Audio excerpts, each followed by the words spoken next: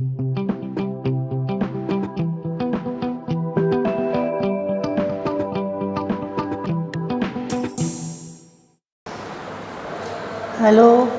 नमस्ते, good morning students. आज हम अधिगम के लिए आकलन के सिद्धांतों का अध्ययन करेंगे। अधिगम के लिए आकलन को आप पहले भी पढ़ चुके हैं। इसका मैंने पूरा मीनिंग वगैरह आपको बताया था। मैं एक बार वो बता दूं कि अधिगम के लिए आकलन में शिक्षक और विद्यार्थी दोनों का ही कॉम्बिनेशन होता है, दोनों ही भाग लेते हैं और दोनों ही अपने स्वयं का मूल्यांकन करते हैं। स्टूडेंट्स भी अपने खुद का मूल्यांकन करता है कि मैंने कितना सीखा है, और एक टीचर भी अपना आकलन करता है कि मैंने जो पढ़ाया है वह किस हद तक बच्चों ने सीखा है, मैंने जो मेथड एंड टेक्निक ली है बच्चों के लिए उपयुक्त है या नहीं है। अगर उपयुक्त है तो मैं उसी को आगे बढ़ाऊँ, और नहीं है तो मैं उसमें कुछ चेंजेस करूँ। तो एट ए टाइम जो ये चेंजेस करना है वो अधिगम के लिए आकलन कहलाता है। जैसे मैंने आज क्लास ली, मुझे लगा कि नहीं, आज ये मेरे बच्चों को थोड़ा कम समझ में आया, मुझे उनके चेहरे, उनके हाव भाव से, उनके एक्सप्रेशन से लग रहा है, तो अब मैं सोचूंगी कि मुझे मेरा मेथड और टेक्निक चेंज करनी है। तो एट ए टाइम जो कक्षा शिक्षण के दौरान, टीचिंग लर्निंग प्रोसेस के दौरान जो आकलन किया जाता है उसे अधिगम के लिए आकलन कहा जाता है, जिसमें शिक्षक और स्टूडेंट्स दोनों ही अपना अपना आकलन करते हैं कि हम कहाँ तक पहुँच पा रहे हैं, हमारा कार्य कितना सही है, हमने कितना सीखा है या नहीं है।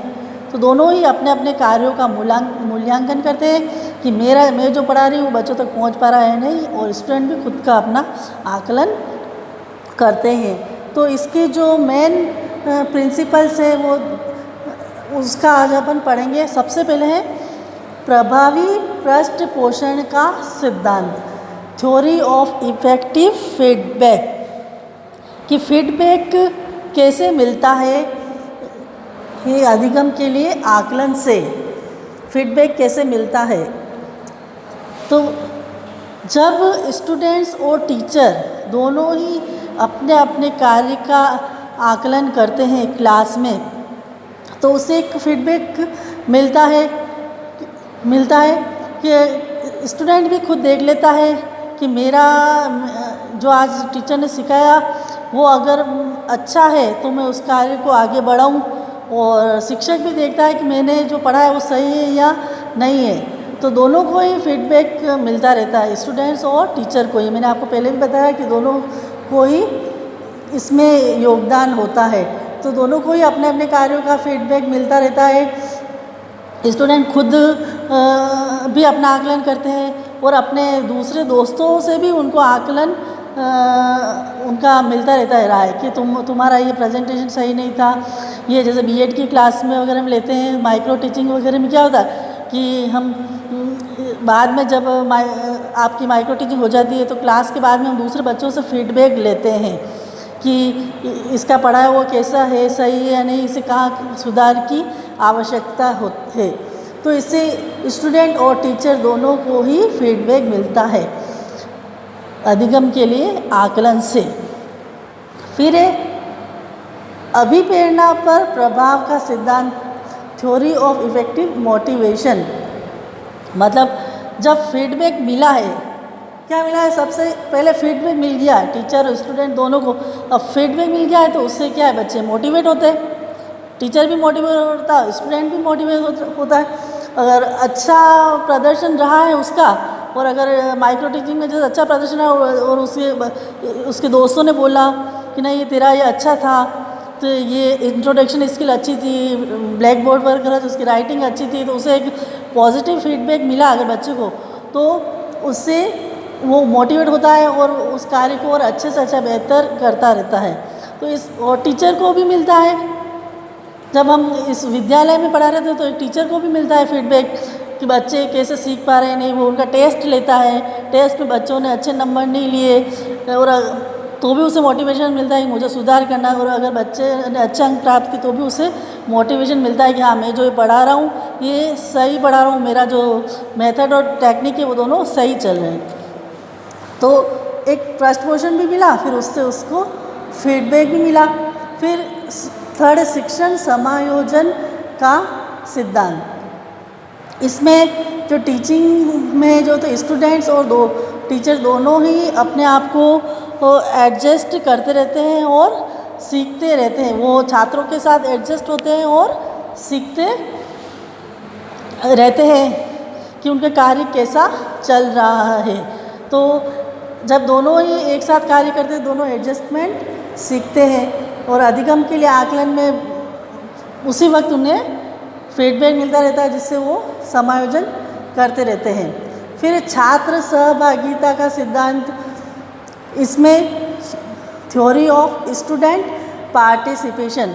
अब जब अधिगम के लिए आकलन होता है तो इसमें छात्रों की भी सहभागिता रहती है, क्योंकि टीचर उनको ऑब्जर्व करता रहता है, उनको सुधार कार्य बताता रहता है, कहाँ उन्हें क्या सुधार करना रहता है। सभी बच्चों को जो है उनको वर्क दिए जाते हैं, प्रोजेक्ट दिए जाते हैं, उनके जो उनको अपने कार्य को प्रदर्शन करने के लिए कहा जाता है।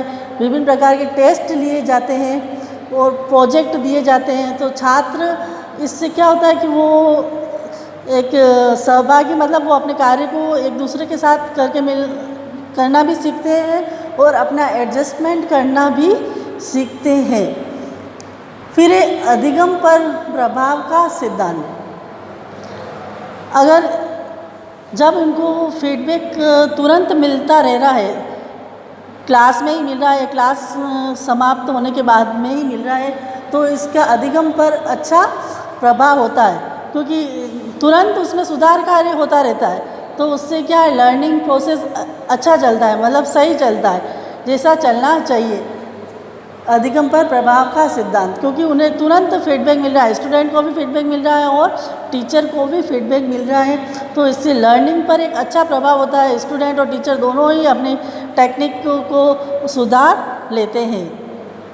फिर आत्मसम्मान पर प्रभाव का सिद्धांत, जब उन्हें अच्छा फीडबैक मिल गया, वो मोटिवेट हो गए, उन्हें छात्रों के साथ समायोजन करना आ गया है, तो और उनका जो अधिगम उन्होंने कुछ सीखा है, उसका अच्छा रिजल्ट रहा है, तो उनको क्या आत्मसम्मान पर भी प्रभाव का रहता है। मतलब कि हाँ, मैंने कुछ सीखा है, उसमें आत्मगौरव की भावना का विकास होता है, आत्मविश्वास बढ़ता है। क्योंकि जब हम देखते हैं कि हम माइक्रो टीचिंग होती है, तो अब क्लास में फीडबैक होता है, आप जानते ही है, तो उसे अच्छा फीडबैक मिलता है अपने सहपाठियों से भी, अपने जो लेक्चरर से भी, तो उससे क्या होता है, आत्मसम्मान की भावना का विकास होता है, क्योंकि इससे इतना कुछ स्टूडेंट को उसी वक्त मिलता जा रहा है। कक्षा शिक्षण प्रक्रिया के दौरान आपको एक मेन बात ध्यान में रखती है कि अधिगम के लिए आकलन का कब होता है, कक्षा शिक्षण प्रक्रिया के दौरान, जब टीचिंग चल रही होती है तब होता है अधिगम के लिए आकलन। असेसमेंट फॉर लर्निंग और असेसमेंट ऑफ लर्निंग और असेसमेंट एज लर्निंग का हम अध्ययन कर चुके हैं। असेसमेंट ऑफ लर्निंग होता है जब पूरा कार्य हो जाता है, रिजल्ट बनाते हैं तब, और असेसमेंट एज में तो उन्हें एक्टिविटी दे जाती है। तो ये जो अधिगम के लिए आकलन होता है, ये कक्षा शिक्षण प्रक्रिया के दौरान ही चलता रहता है।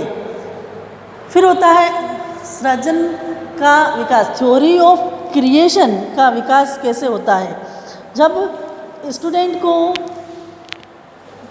छात्र के अंदर ग्रुप बनाने को प्रोजेक्ट वर्क दिए जा रहे हैं, उन्हें कोई एक्टिविटी दी जाती है कि आप इसकी ये ड्राइंग बनाओ, आप इसको क्या एक पॉट बनाओ, या आप इस पाठ योजना को बनाओ, तो उन्हें ऐसे एक्टिविटी दी जाती है, तो जिसमें उनमें क्या होता है, सृजनात्मकता का विकास होता है स्टूडेंट में, क्योंकि उन्हें गतिविधि दी जा रही है, जिससे उनमें क्या एक क्रिएटिविटी का डेवलपमेंट होता रहता है क्लास में ही। फिर होता है विकास का सिद्धांत।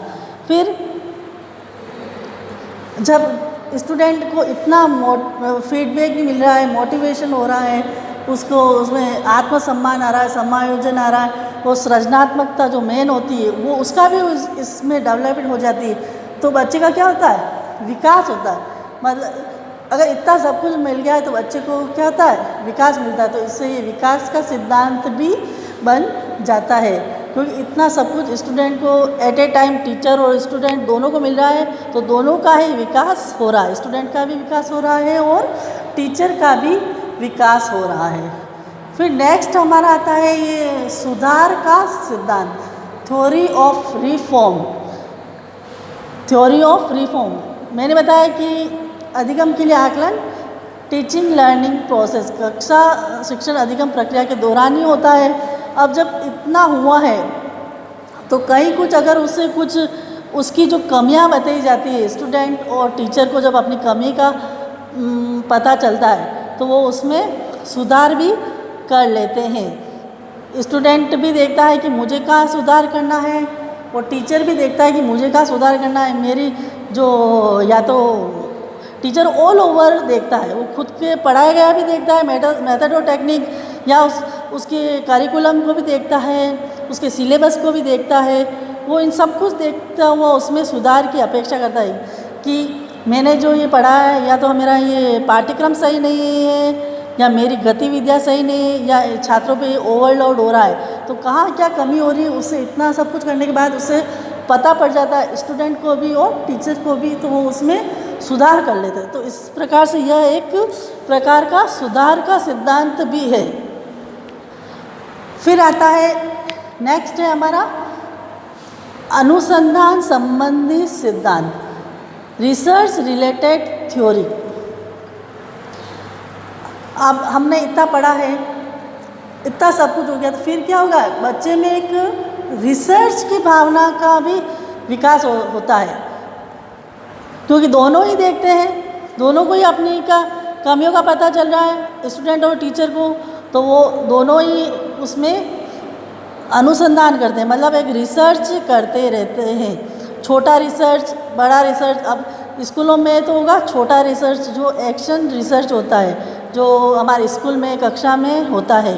तो दोनों ही अपना अपना उसका जब सुधार करते हैं, सुधार किया, क्या कमी आई, अब उसको इम्प्रूव करने के लिए क्या करते हैं, वो रिसर्च करते हैं, नई नई टेक्निक लगाते हैं, मेथड लगाते हैं और वो फिर अपना इफ़ेक्टिव टीचिंग करते हैं, टीचर और स्टूडेंट दोनों।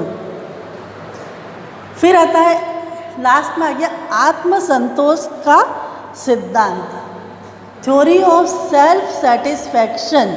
जब स्टूडेंट ने भी इतना कर लिया है और टीचर ने भी इतना कर लिया है, तो उसमें बाद में क्या हो जाता है, आत्मसंतोष। हाँ, जो मैंने ये कार्य किया है वो हमारा सही है, क्योंकि उन्हें जहाँ अच्छा फीडबैक मिलना चाहिए फीडबैक भी मिल गया, और जहाँ कोई कमी होती है उस कमी का भी पता चल गया, फिर उन्होंने उसमें सुधार कर लिया, अनुसंधान कर लिया कि कहाँ क्या कमी है, उसको दूर कर ली। तो उससे लास्ट में उनमें क्या भावना का विकास होता है, आत्मसंतोष का सिद्धांत का विकास होता है कि हाँ, हमारा जो ये कार्य किया गया है वो बिल्कुल सही है। तो ये अधिगम के लिए जो आकलन का सिद्धांत होता है वो ये सबसे ही इफ़ेक्टिव होता है टीचिंग लर्निंग प्रोसेस के दौरान।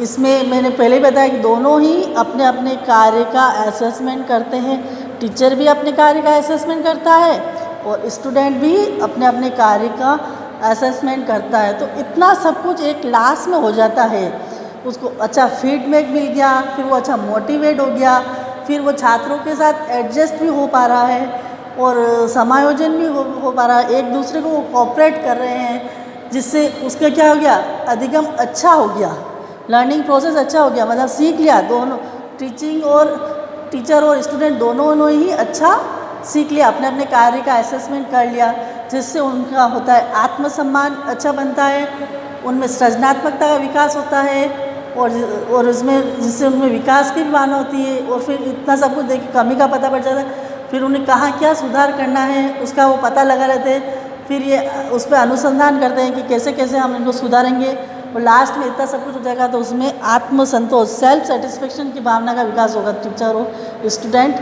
दोनों में ही।